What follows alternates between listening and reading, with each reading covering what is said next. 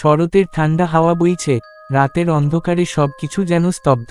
আমি দাঁড়িয়েছি পুরনো শ্মশানের প্রবেশদ্বারের সামনে, কিন্তু কি সত্যিই এখানে কেউ আছে? সবাই বলে, মৃতরা কথা বলে না, কিন্তু আজ আমি যাচ্ছি তাদের সঙ্গে মুখোমুখি হওয়ার জন্য। হাতের রেকর্ডারটি কাঁপছে, মনে হচ্ছিল এই অদ্ভুত স্থানে শুধু নীরবতা নয়, ফিসফিসে কণ্ঠ আর অদৃশ্য চোখও আছে। আমি ভয় পাচ্ছি, তবে কৌতূহল আর সাহস আমাকে থামাচ্ছে না।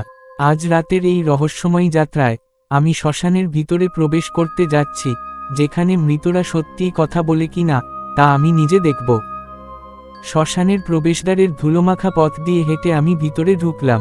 চারপাশে অদ্ভুত নীরবতা, হাওয়া বইছে, কিন্তু কোনো পাতা নড়ছে না। আমার হাত কাঁপছিল, তবে কৌতূহল আমাকে থামাতে পারছিল না।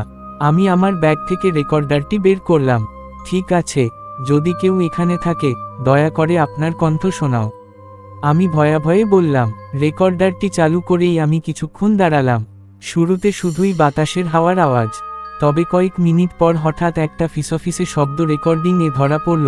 এখানে আছি, আমি হকচকিয়ে উঠলাম। আমার বুকের ধরা অচেনা হয়ে উঠল। আমি বলতে শুরু করলাম, কে আছো, তুমি কে? কিন্তু কোনো সরাসরি উত্তর এল না, শুধু ফিসফিসে হেসে ওঠার শব্দ। মনে হলো কেউ আমার পাশে দাঁড়িয়ে আছে, কিন্তু চোখে দেখতে পারছি না। হঠাৎ আমার রেকর্ডার স্বয়ংক্রিয়ভাবে বন্ধ হয়ে গেল। আমি চমকে উঠলাম। একবার দম ভরে আমি আবার চালু করলাম।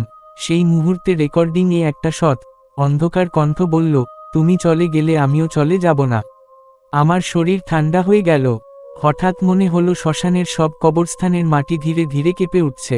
আমি পিছু হটতে চাইছিলাম, কিন্তু হঠাৎ পেছনের অন্ধকার থেকে কেউ আমার নাম ধরে ডাকল, আসো, আমরা অপেক্ষা করছি।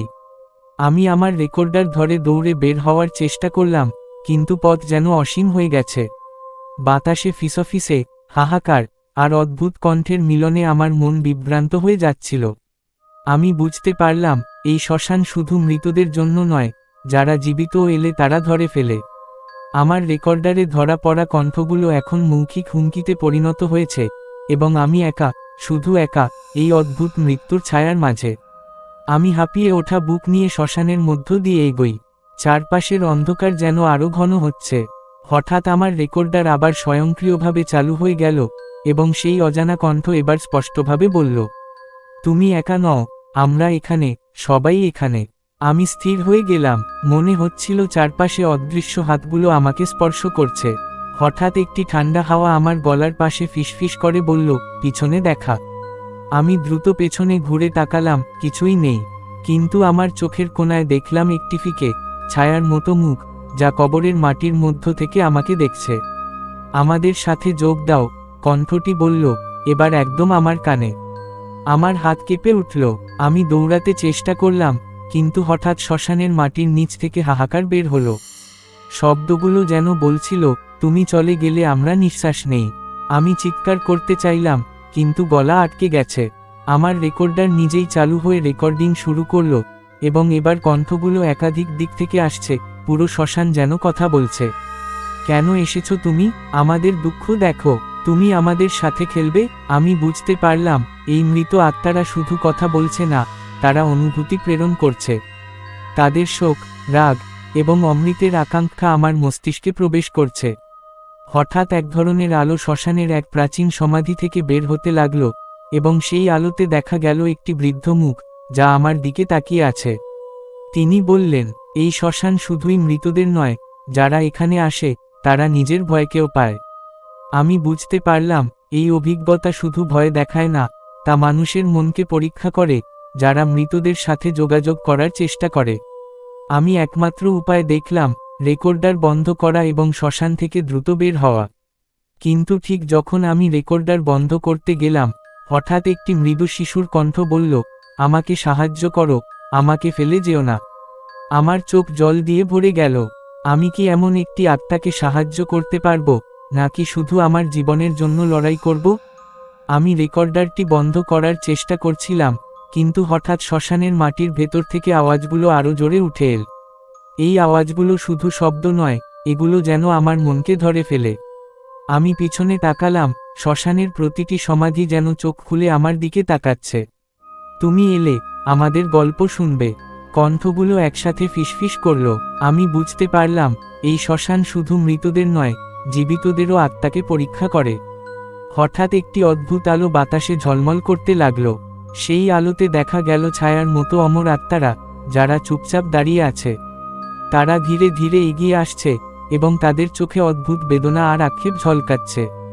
আমি চিৎকার করতে চাইলাম, কিন্তু গলা আটকে গেছে।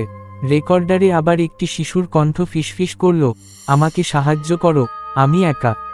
হঠাৎ আমার পেছনে থেকে ঠান্ডা বাতাসের ঢেউ আছড়ে পড়ল। আমি ঘুরে দেখলাম একটি প্রাচীন সমাধি ধীরে ধীরে ফেটে যাচ্ছে।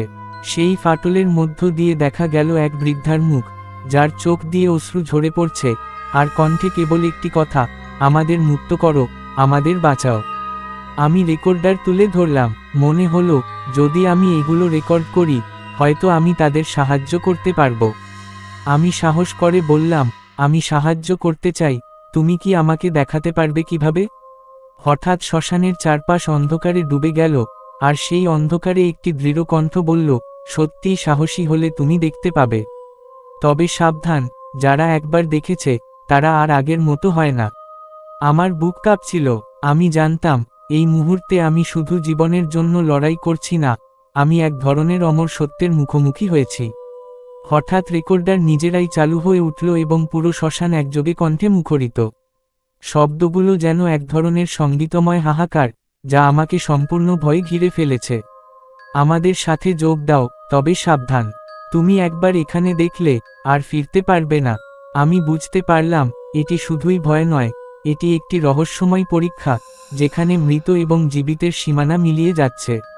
আমি শ্মশানের অন্ধকারে দাঁড়িয়ে কাঁপছিলাম। চারপাশে যে কণ্ঠগুলো ছিল তারা একযোগে আমার চারপাশে ঘুরপাক দিতে লাগল। রেকর্ডারের ছোট আলো ঝলমল করছিল, কিন্তু হঠাৎ মনে হলো রেকর্ডারটি জীবন্ত হয়ে গেছে, যেন সেটি আত্মাদের কণ্ঠ আমার কানে সরাসরি পাঠাচ্ছে। তুমি সাহসী, তবে আমাদের শর্ত মানবে কি? কণ্ঠগুলো বলল। আমি চোখ বন্ধ করে ধীরে ধীরে হুঁশ ধরার চেষ্টা করলাম। মনে হলো শ্মশানের প্রতিটি সমাধি আমার দিকে চোখ রেখেছে, আর তাদের ছায়া যেন আমাকে বাধ্য করছে এগোতে। হঠাৎ একটি দৃঢ় আলো সমাধি ফাটল থেকে বের হলো, আর সেই আলোতে দেখা গেল এক বৃদ্ধা নারী, যার চোখে অশেষ বেদনা ঝলকাচ্ছে। তিনি বললেন, আমরা শুধু মুক্তি চাই, আমাদের নাম মনে রেখো, আমাদের গল্প বলো। আমি নড়ে দাঁড়ালাম। মনে হলো আমার সাহসিকতা এবং করুণার পরীক্ষা হচ্ছে একসাথে। আমি ধীরে ধীরে বললাম, ঠিক আছে, আমি সাহায্য করতে চাই, কিন্তু তুমি আমাকে ভয় দেখাবে না তো? বৃদ্ধা হেসে বললেন, ভয় আমাদের সঙ্গে জন্মানো, কিন্তু তুমি যদি